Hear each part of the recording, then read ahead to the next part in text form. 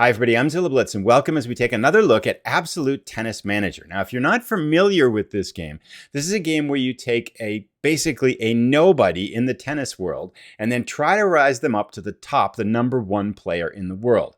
So it's a sports management game, much like Football Manager is a sports management game for football, or AKA soccer, as we say in the United States. This is a tennis management simulation game.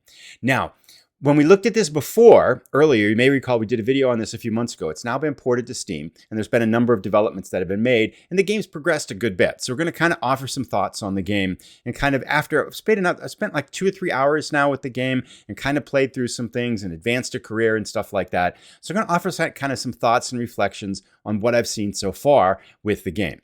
Now, let's step back. I'm going to be totally honest. This is a very challenging game to review.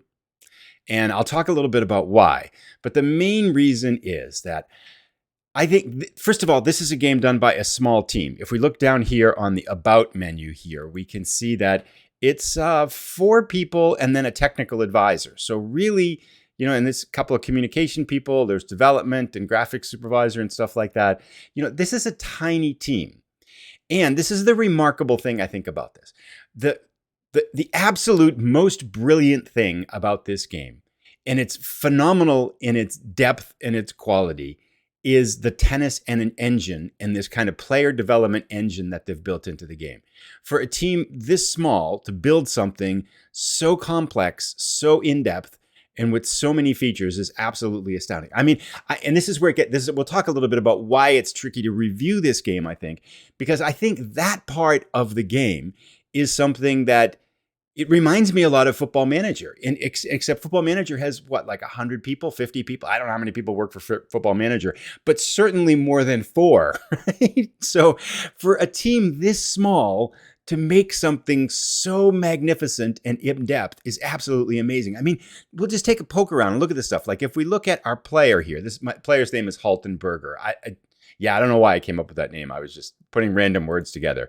And here's the program. So this tells the tournaments there. The week tournaments are here. I mean, if we click around on a lot of these features, we got general health. We can see different body parts and their percentage of function. I haven't given him a day off for a few weeks. I kind of forgot about that. So he's got a lot of little red spots. I think he's pretty sore, and he just finished a tournament right now. So we got that. Look at languages here. There are 1, 2, 3, 4, 5, 9 times 3, 27 different languages modeled in the game. We'll talk about that. We'll come back to this too. You've got domains. So we've got the different buildings like swimming pool, a cryogenic chamber. We really haven't built a lot of these. And you can build 3 different types of tennis courts. So this is really kind of your residence and your training center, if you would, that you're building up to develop your player and stuff like that. Activities. These are all the activities you can do after training is done in the evening. Staff. So we've got 1, 2, 3, 4, 5, 6 different staff members that you can hire. Coach, physical preparator, healer, physiotherapist. I mean, all these things. There's sponsorship, private life. We just found a girlfriend, Sophia, like a couple days ago at a book signing. I think it was a book signing. It was some kind of a fan signing or something like that. We met, and it's only been a couple days, but we're already trying to make a child. So things are moving along here. It's pretty hot here with Sophia. 4.5 stars. And my morale has improved 1 point. Haltenberger's morale improves 1.3% each day just from being in this relationship. So yeah, that's pretty good. We're making it. You can go on holidays. And look at this. Holidays I'm scrolling through this. These are all the different places you can pick to go on holiday. And it's got quality and stars and booking and how much it costs for 2 weeks and 1 week and what country it's in. It's like amazing. It's like a whole travel game within a tennis game. So like this world that's been created of this tennis simulation is absolutely phenomenal. It's just mind-boggling how much is here. Planning phases. If we look at the different training, this is the schedule that comes up and, tournaments and things like that and when things are going to happen. Contacts. So we've got all the different people. This is our phone directory, all the different people in our phone. So if we're looking for a new coach, this is where we'd find them, their country, what nation they're from, what their rating is and stars and stuff like that. So this reminds me very much of kind of the depth you would see in something like a Football Manager. I mean, it's got that much kind of capacity and that much quality and that much depth here. I mean, and that's even before you start to get into things like, here's the training. I'm not sure what we can see when we get here. Yeah, there's a different training schedules that you've got, all the different things you can do. I want to look at the player development here. Oh, right. Okay, got it. I had to click on the person here. So here's our profile. Physical condition is 12.5%, confidence 61.3%, varied. My nickname is Lightning. I'm not sure. We're ranked 1,113. So you can see all this stuff here. And we look at the attributes. I mean, check out all these attributes, right? There's just there's just tons, endurance. And then your career stats, your rankings, all this kind of stuff, your matches played and everything like that. And the match engine. So I played the first tournament with this Halton guy. And it's so cool because you've got tactics and ways to try to change your style of play and be aggressive and be more conservative in a bunch of different areas. And it actually impacts play. And the scores feel really realistic on this to me. I mean, in terms of the way things play out and stuff like that. So it's just like this magnificent tennis world that they've modeled. And it's absolutely brilliant, right? That's the good part. Now comes the hard part, right? Because as much as I think this game is absolutely brilliant, and it's such an amazing accomplishment for a small team, there's other places where I think the game feels still unfinished is kind of probably one word. And then it just doesn't work right yet. So it's a little bit tricky to say. So first of all, a couple things, like when you start to make out a character, right? And so I'm in the United States playing an English version of a game. And unfortunately, when you pick like the character's height and weight, I can't show it here because I can't find his height and weight again. It's probably in here somewhere, but I don't know where it is. You're picking height. All it shows you is centimeters and kilos, which, I mean, I get it. I can figure that out. But, it doesn't tell you centimeters. It doesn't tell you kilos. It just says the numbers. So if you're a US person trying to get into the game for the first time and you see these numbers, you might not quite know what they are, right? So if a game is coming to the United States and has that, it should have that in inches and pounds, or it should at least tell you that it's centimeters and kilos and allow you to be able to convert that. So that's like one place there. It's a little place, but it's a lot of these little places that kind of show up. A lot of the French, so this game was originally designed in France and modeled in French, and a lot of the French is still kind of there. Like some of the English, you get it, but it's like, it feels like French translated into English. And not that French isn't an absolutely beautiful language. It's a gorgeous language. But if you're playing the English version, I should see that less. Like, for example, if you look at the achievements, so somewhere down here, here's the badges. So here are the badges these are the achievements basically you can get in the game. And these are in English and they look fine. But here's a screenshot of the Steam version of the achievements. And you can see that they're all in French. And then it doesn't seem like I got this one, reached 1,200 career points, but it's not showing up as being recognized in the Steam one. So the achievements don't quite look like they're working, and they're all in French when you look in the Steam envelope there. So it's kind of like that. That's another place. If we click around here too, like French words will pop up. Like I'm looking at the let's do statistics here. So this is where you can see kind of all the players and stuff like that. These are the top ranked players in the world. So if I kind of click on one here, and we can see it pops up. On the right here, we see Carrière, but that's French, right? There's other places too where like you can see, I think it was down here in the archives. And I'm just mentioning a few. They show up a lot, right? So it's kind of like, oops. So here are the archives that list the players over past years. I'm not sure if those are players of the year or not. It looks like awards. It must be something here. Melbourne, maybe the winner of that tournament or something like that. But on the right-hand side, we can see all the countries like États-Unis, and these are all in French. So it's kind of like there's places where it just doesn't quite feel finished or polished, and it still needs work, right? I did get full disclosure, I've played now about 3 hours. I did get 2 error messages. One was kind of an exception error that popped up, and I clicked cancel, and it went away, and the game's run. So I haven't had any crashes, but I did get it. And the other one I got was the game isn't responding, and I waited, and it came back. So, but I do feel like, when you're playing a sports management simulation, you're going to play this for like 40 hours, right? I mean, really, if you're going to play this game and you're going to start with a player at the beginning of his or her, I think it's just male, actually. If you're going to start with a player just at the beginning of their career, you have to feel confident that it's not going to fail. And when you see error messages early on in the play like that, even if they don't cause the game to fail, it kind of makes you a little bit nervous about committing full-hearted into like a big long career, right? And the other thing that I noticed too that happens a lot that kind of is in that area that makes me think it's that polish level, right? So if I look at like statistics down here, and this happens a lot in a lot of different screens, but this is the one that I can kind of think of here. So I'm going to click on a player here. You see how that kind of white pops up, but it happens more like if I click on others for this, see how it kind of repeatedly flashes? I get that in a lot of different places. And that's another thing. I was like, well, that doesn't feel stable to me as a player. And I can kind of keep repeating it. And there was kind of one time in one of the matches where, it happened like that, except more. And I thought, wait, did I lose it? So it's that thing where we've got this, amazing engine, this amazing world. And yet there's times where I go, whoa, wait a second, is this okay? So it's, it's kind of this contrast of like brilliance and outstanding excellence and stuff that doesn't quite feel finished, right? It's like, okay, wait a second. Now, having said that, I've played through like 2-3 months now, I think, and I maybe like a month and a half with this one player, and everything's been fine. Like the matches work fine, everything's going fine. So it hasn't broken or stopped, but sometimes it's that level of confidence that you want to have in a game there too. So, other things too. So like another example, and these are just a few that I've seen in like the first couple hours, and there's so much in here that I suspect there's more, but I'm not quite sure. So if we look at like, here's Gilles Simonet, we look at his rankings. Oh, this one actually works now, 22. No, wait a second, it doesn't. So if the year is 2022, why does his rankings start in 2023 and go all the way up to 2042, right? And so is that projected rankings, or is that like something's a little bit off? And like if we click on another player, so here, let's click on this guy's rankings. This starts in 2024 and goes up to 2042. So I'm like, what does that mean? Is that a bug, or is that something I don't understand? And sometimes I feel like, there's so much here that there's places where, okay, it feels like it's not quite done, or I don't quite understand how to play.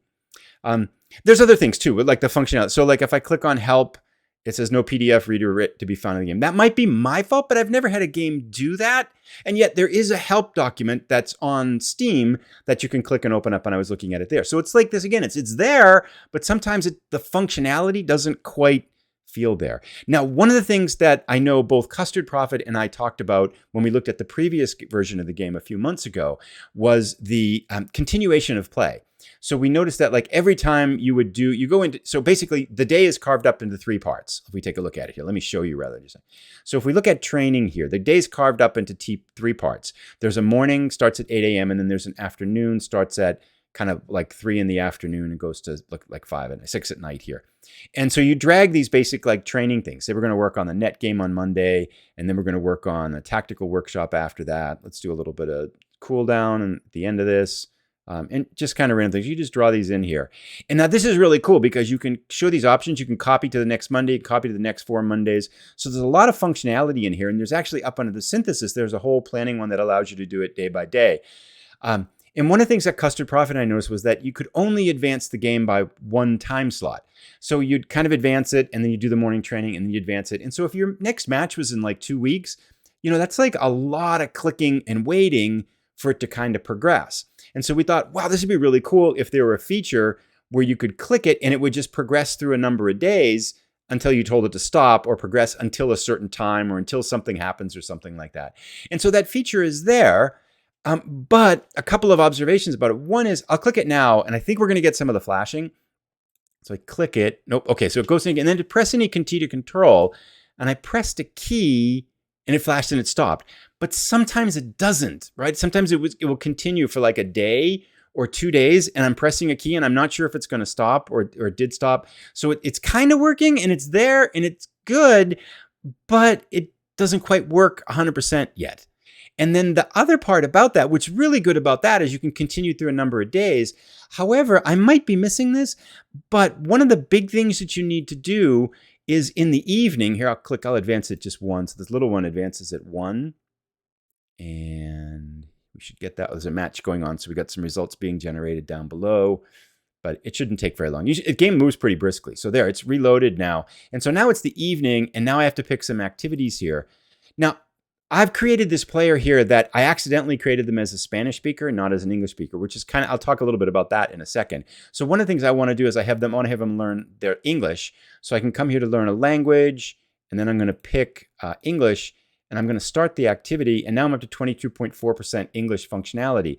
So I want to do this pretty much every night for this player, but it doesn't look like I can program this in. So I can program in my day training for the morning and the afternoon. I doesn't look like I can program in my evening training, which means that I can't really use the advanced through a number of days feature, because otherwise I don't do anything in the evening and my English isn't getting better.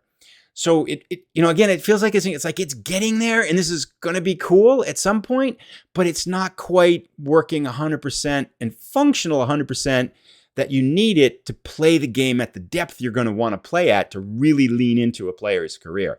And speaking of the language thing here, another element of that. So my player here, if we look at him, he's Costa Rican. I meant to make him United States, but I screwed up. So he's Costa Rican. That means his native language is Spanish. So when he's trying to get staff here, I've only been able to get 2 staff so far. So to get staff, you go down to your contacts, and then you look in your phone directory. And so like, say, for example, he still needs a mental preparator. So if I look at mental preparator, I get a list of people here, and it shows their flag and then the country they're from and then their quality on the right-hand side expressed in stars, right? And so now if I try to click on, say, for example, this guy here, Dodig Zelko, and I click, and it says, I don't have fluent enough language to speak with this person. Because I don't speak his language or her language, I can't make this phone call and initiate the conversation and say, will you be my mental preparator? So I need someone who speaks Spanish, right? So the way you have to do that then is to look through, and based on what you think the countries are, to kind of see if there's someone in here that speaks Spanish. But looking at all these countries, it's Croatia, Belgium, a lot of Italians and stuff like that. There's nobody here that at the surface of it looks like they speak Spanish. Which means that the fastest way for me to try to do this is to send a text message to each one of them and go through the list one person at a time.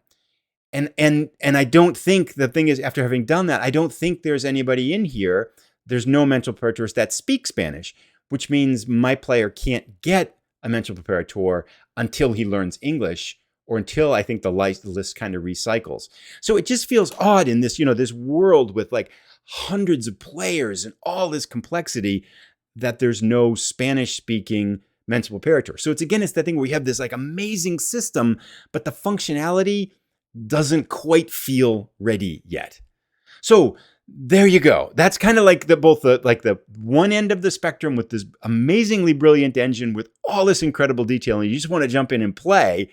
And yet there's still a little bit of hesitancy on my part, because some of it doesn't quite, and I hate to say this, right? But some of it doesn't quite feel finished or ready yet for prime time. I'm going to jump in and start a career. And I hate to say that, because I can only imagine how many hundreds, if not thousands of hours have been spent by one person, 2 people, 3 people, 4 people to make this thing. And there are parts that are absolutely 5-star, ready for prime time. I mean, there are a couple of other tennis management simulation games out there on Steam right now. And I think this engine, this depth of development model is at that level, or perhaps even surpasses it. I mean, it's ready for prime time. And yet you've got some of like the functionality and the potential errors and some of the places where all this complexity doesn't quite feel like it works well enough together. So bottom line, would I recommend this? I think a couple thoughts. If you are a tennis fan, if you are deep into the tennis world and you can kind of say those elements of the game, the interface and some of the language, because there's ways around this, right? You would start a player that starts with English, and then you don't have to worry about it, because there's always going to be coaches and staff that speak English, kind of thing like that.